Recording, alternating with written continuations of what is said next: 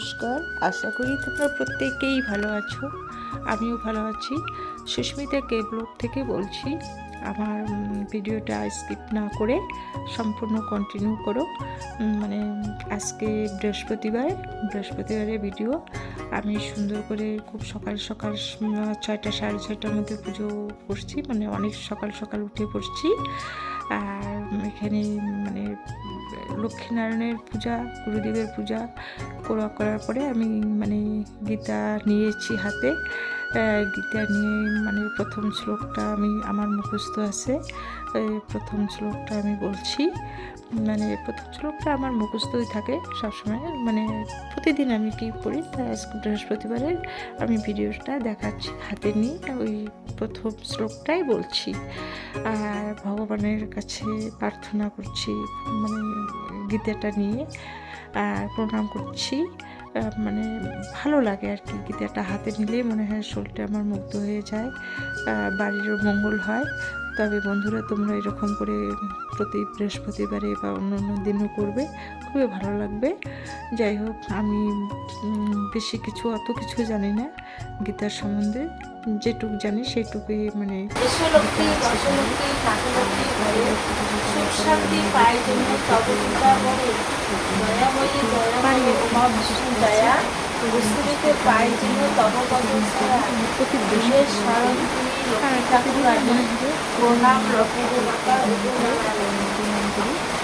বৃহস্পতিবার আমি সুন্দর করে প্রণাম করছি।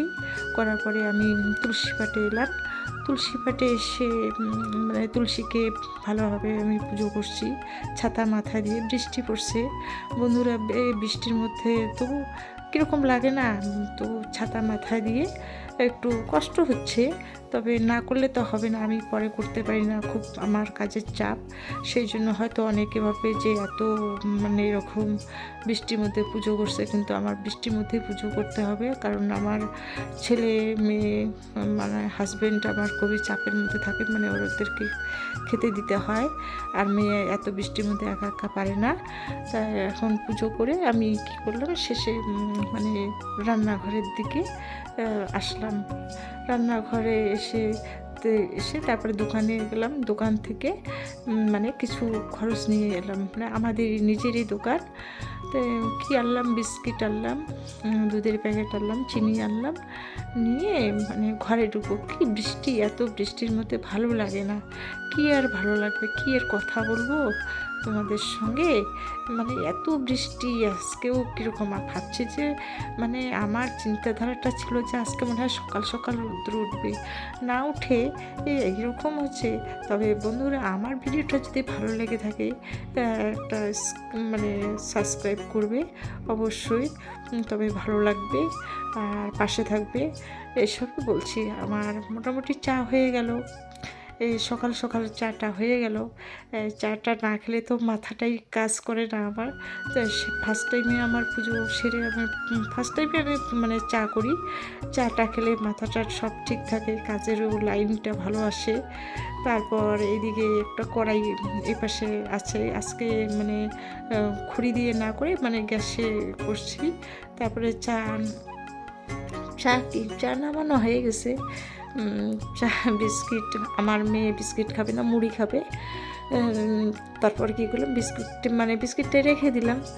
আমি আনলাম যে আমি একটু খাবো, মানে আমার বিস্কিট ভালো লাগে।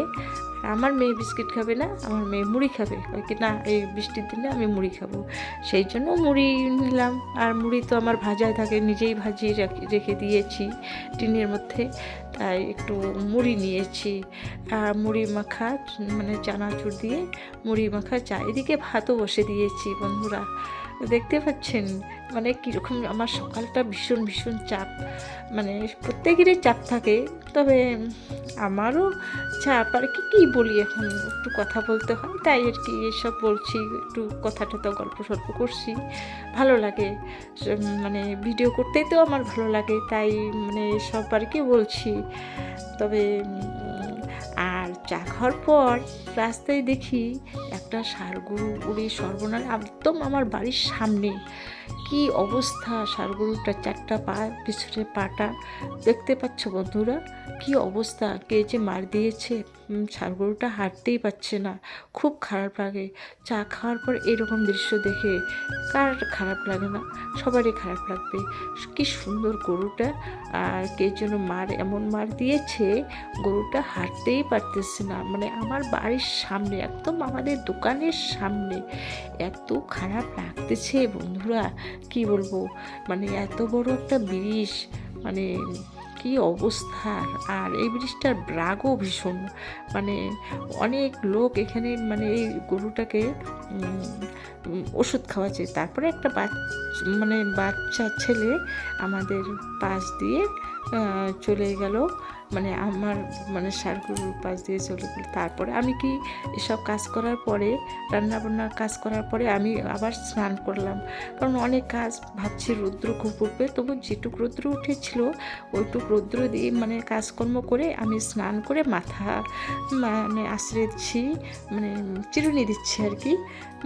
কীরকম লাগে না শরীরটা, সেই জন্য একটু চিরুনি দিচ্ছি আর সাজুগুজু করতেছি। বিকেল তো হয়ে গেছে, খাওয়া দাওয়া করিনি বিকালে।